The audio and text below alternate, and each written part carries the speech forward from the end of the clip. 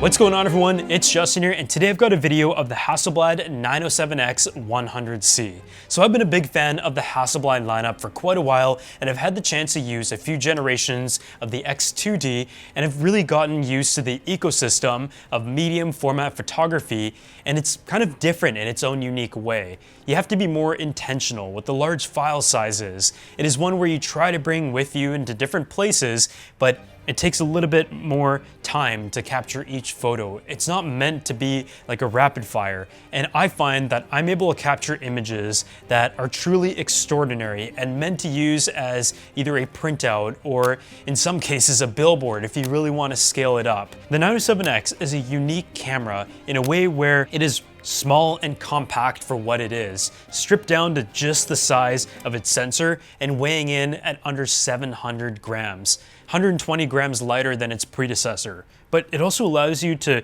walk around with a simple setup with nothing at all, or add handle grips, a viewfinder, and choose how you want to take that setup with you. The XCD lineup of lenses is also very impressive. From the range of primes in specific focal lengths to even the zoom lenses that have come out recently that provide an infinite amount of range. This is a camera that I would say captures the strongest level of data in pretty much any camera out there.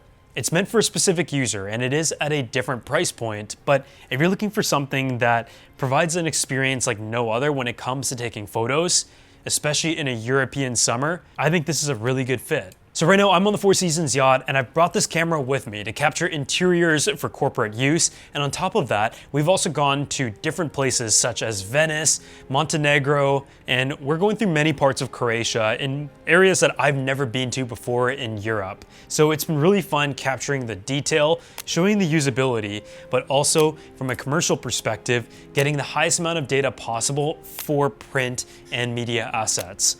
This is a camera that has a 100 megapixel BSI CMOS sensor.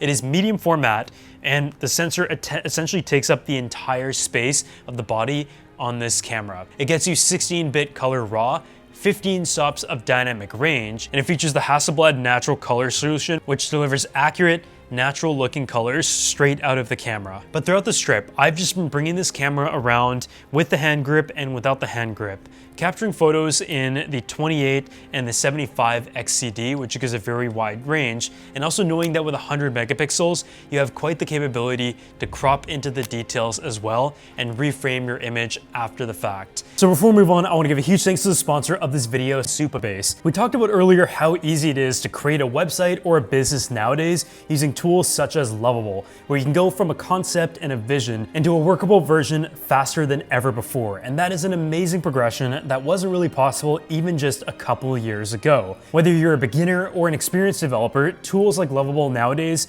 make it easier than ever before, while Supabase takes over the back end, which is often not talked about, but in fact, even more important when you need to be able to launch at scale. What I love about this workflow is that it takes away the hiccup of the second part of creating a workable application. Instead of spending time on the boring setup process, you're now spending time on improving the app itself, taking in user feedback, marketing, or whatever you choose to spend the time on. And that is where tools like Lovable and Supabase are changing the game. Instead of worrying about all the foundational pieces, you can focus on building features, testing ideas, creating something that people actually want to use, and also gathering user feedback and marketing your app along the way, as opposed to actually trying to build the backend manually. And if you guys want to go ahead and check out how Lovable and Supabase can transform your workflow, make sure you visit the link in the description section below.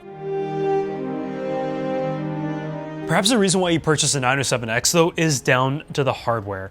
I love the eco leather finish that goes around the sides with so much of the chrome trim going around as well. They've really taken a century-old design and try to keep it as authentic as possible in so many ways, with the way that you like detach the entire front body and the sensor away from its lens mount. You also have a little slot right here for the USB-C. The back has a full screen display that also tilts.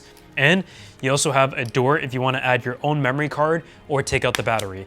But with the terabyte of SSD built in, I've never had to use my own memory card. And I mean, with the price of the memory cards right now, it's very nice. It's just such a natural photography experience that does take a little bit of getting used to, because instead of holding the camera up right here, you're often getting that different angle.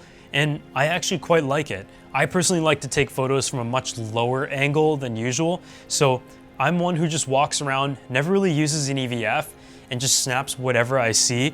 And this goes back all the way to the original Hasselblad cameras, where you look through a mirror on the top that is being reflected from the viewfinder to be able to capture your end image. The autofocus is relatively solid and has been improved through the generations, and it also has the ability to track subjects as well.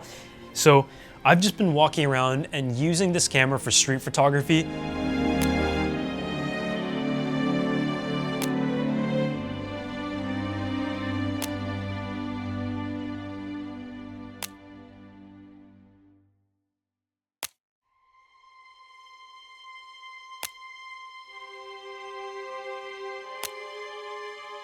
So at the end of the day, what lenses should you choose?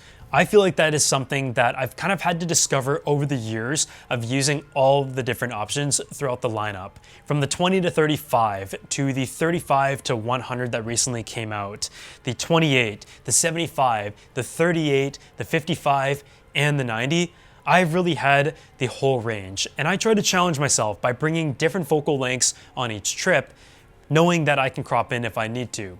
I find that the most useful lens has been the 35 to 100, but it is also the largest one. The 38 and the 55 are relatively usable, and I think the 55 is really where you have that sweet spot of a 35mm focal length, which is essentially the most common focal length for fixed lens photography cameras. It gives you a good balance of depth and the ability to use it for photography as well, while also having a wide enough field of view for architecture. And if I had to pick two, it would be the 38 and the 55. The 28 has been nice, but it has been a little bit on the wider side, wider than I personally need. If you need it for a specific use case of photography, that definitely makes sense, but for my specific shooting, the 55 and the 38 to be perfect. And let me know down below whether a medium format camera is something that you're interested in, or whether you would get the X2D 100C, or something like the 907X for a bit of a different experience. And I feel like a camera where if you already have every single camera, but you're looking for the next one, it's a bit unique. So if you guys enjoyed this video, make sure you go ahead and drop a like, subscribe to the channel, and I'll see you all in the next one.